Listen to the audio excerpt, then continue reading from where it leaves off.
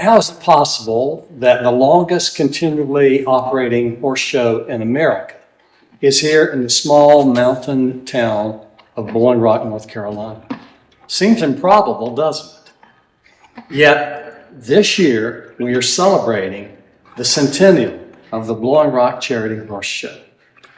Now you have to put this in context, because the Blowing Rock we know today was not at all the Blowing Rock of the turn of the century, out scrolling all the way forward to the 1960s.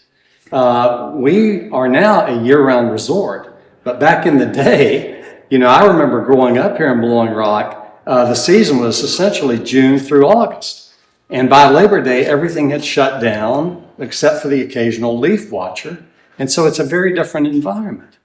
So as we celebrate this centennial, this remarkable accomplishment, I want to identify some of the men and women, I consider them the heroes of the Blowing Rock Horse Show, who have made this incredible accomplishment possible. Against all odds, these men and women have worked to keep this one of the most popular horse shows in the entire United States of America. These are people who established and reinforced the idea of a small, family-oriented, fun event where old friends could congregate and, of course, compete, and also new friendships flourish.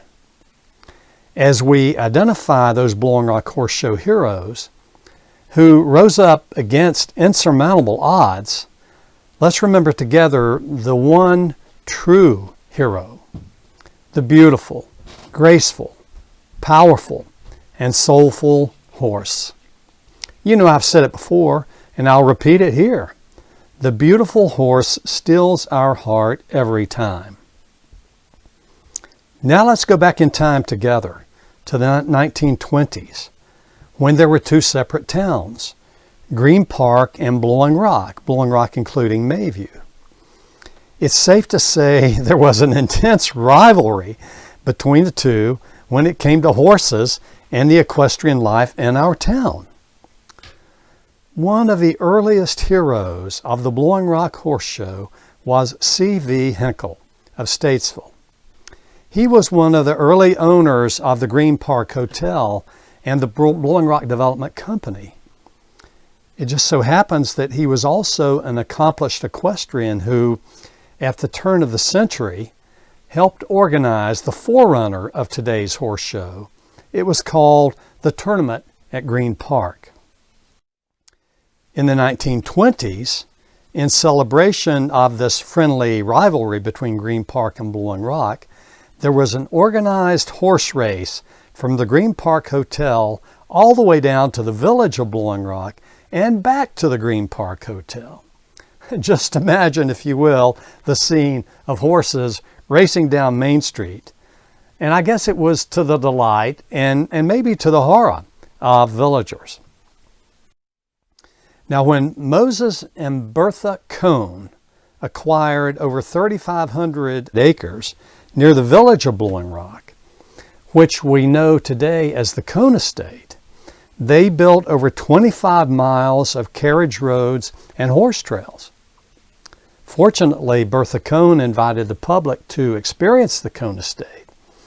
And the best way to do that was on horseback or in a horse-drawn carriage. This led to the growth of Blowing Rock as an equestrian community and the establishment of our very first livery stables. There is no doubt that, perhaps indirectly, Moses and Bertha Cohn were also early heroes of what became the Blowing Rock Horse Show. When Lloyd M. Tate came to Blowing Rock from Pinehurst to operate a livery stable, he advanced equestrian sports and began the first official Blowing Rock Horse Show in 1923 on what is now Green Hill Circle. Lloyd Tate is certainly the foremost hero of the Blowing Rock Horse Show. He and his family, his wife Anna, children Marianne, Billy, and of course LP Junebug Tate, were instrumental in nurturing the horse show through recessions depressions, gas rationing during the World War II, and many, many other challenges. In 1934, Tom Broyhill, then owner of the majestic Mayview Manor Hotel, donated to the Blowing Rock Horse Show a piece of land near the hotel that charlatan Walter Alexander originally intended to be a golf course. That bucolic land is the current site of the show ring of the Blowing Rock Charity Horse Show. During the 1940s, charlatan Luther Snyder of Coca-Cola fame was the honorary director and president of the Blowing Rock Horse Show. The youngest of 11 children, Luther grew up on a farm in the heart of the Shenandoah Valley in Virginia. He was a very successful businessman, but ultimately his philanthropy overshadowed his success in the soft drink business. A lover of horses and an avid equestrian, Snyder helped guide the Blowing Rock Horse Show through, I would say, some of its most difficult years. To this day, in his honor, the Snyder Trophy is given to the best rider under 14 years of age. You know, perhaps one of the most loved horse show heroes embraced the simple title of volunteer. But I don't think anyone worked harder or loved the horse show more than Blowing Rock resident John Walt Gregg. He's someone that I remember so well, as do many of us who grew up in Blowing Rock, and he is certainly one of the iconic characters of the horse show. Look at this striking figure. It's civic leader Annie Ludlow Cannon on her beautiful horse, Silver Slippers. In this image, she is preparing to ride in a town parade in 1942. As a member of the Blowing Rock Horse Show board, she was a force for good, and her reputation encouraged other prominent individuals to join her in supporting the horse show. This included Ruth and Charles Cannon, who were also prominent members of the horse show board. When Ann Reynolds, heiress of RJR tobacco fame, married Lloyd P. Junebug Tate, son of the founder of the Blowing Rock Horse Show, the horse show had one of America's wealthiest women on the board. For much of her life, Ann loved and owned thoroughbred horses, and she was a staunch supporter of the Blowing Rock Horse Show. As we scroll forward to more contemporary times, the individual most identified with the Blowing Rock Charity Horse Show, certainly by the larger community, is the late Maurice Ewing. He was ringmaster of the saddlebred portion of the horse show for more than 50 years. Now for over 3 decades, Burr Collier has served skillfully as president of the Blowing Rock Charity Horse Show, and later the Blowing Rock Charity Horse Show Foundation.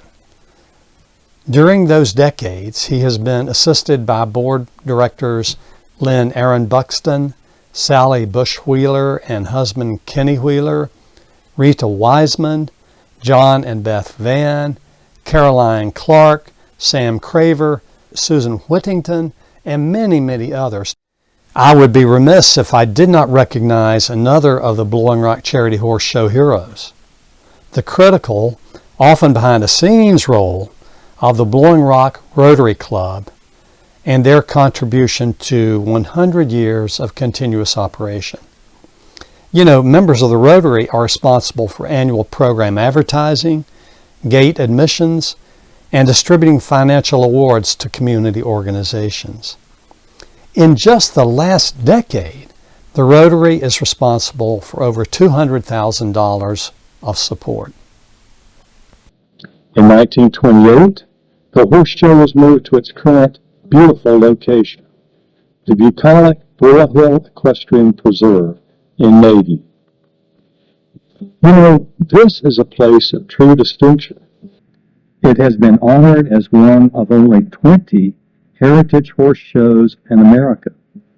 It was recently voted one of America's top 10 horse shows, and also as the newest addition to the National Show Hunter Hall of Fame. The peak of the summer social season has always been the horse show, with its parties and pageantry. Here, the glories of Bull Rock before air conditioning can be recaptured. For many years, the Bull Rock Fashion Show was held in connection with the horse show at the beautiful and exclusive Mayview Manor Hotel. This charity event attracted Bull Rock's social elite and raised funds for many worthy causes, including the Bull Rock Hospital. You know, this special relationship between horses and Bull Rock, it dates back before the turn of the century. Today, the economic impact of the horse show is over $7 million annually in a small town like Bull Rock. Competitors, owners, staff, they come, they rent accommodations, they eat in our communities, and they spend a lot of money here. Good luck, by the way, going out to dinner during the horse show, because reservations are impossible.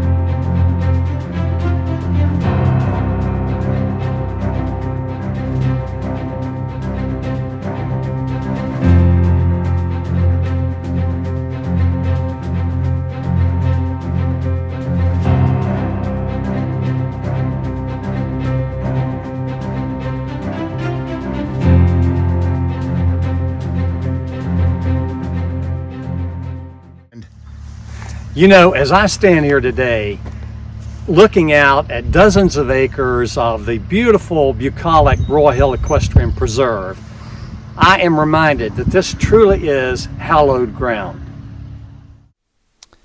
Over the years, this space has been many things to many people. A golf course, campground, baseball diamond, polo and jumping grounds.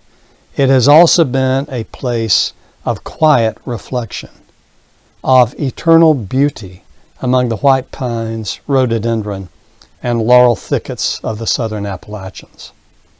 If one listens closely, you can hear the neighing and galloping of horses, the creaking of old stall doors, and the laughter of friends reunited. This unique place is also forever joined at the hip with the contiguous and majestic Moses Cone Estate and the horse and carriage trails in the estate. Caring for this place is a sacred trust and a daunting challenge for the members of the Bull Rock Charity Horse Show Foundation.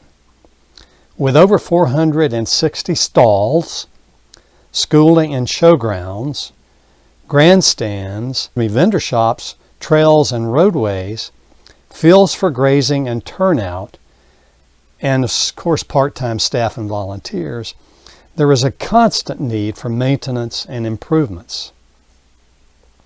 It's for this reason that the Bull Rock Charity Horse Show Foundation has initiated the Centennial Capital Campaign to improve footing, replace barns, renovate historic facilities, beautify landscaping, and establish an endowment to assure the future well-being of the Broad Hill Equestrian Preserve. This is the vision and hope of the foundation, to assure the next 100 years of the Bull Rock Charity Horse Show. Hey, now let's celebrate together. Let's celebrate 100 years of the Bull Rock Charity Horse Show, this incredible centennial that we're so proud of. Let's remember all the joy and the happiness and the togetherness that this event brings. Let's remember friendships both new and renewed. It's such a special time. And along the way, against all odds, the heroes of this horse show, the men and women, all of whom are so special, let's remember what they have accomplished. And as a community, we give thanks for this event and all it means to Blowing Rock, North Carolina. Thank you so much.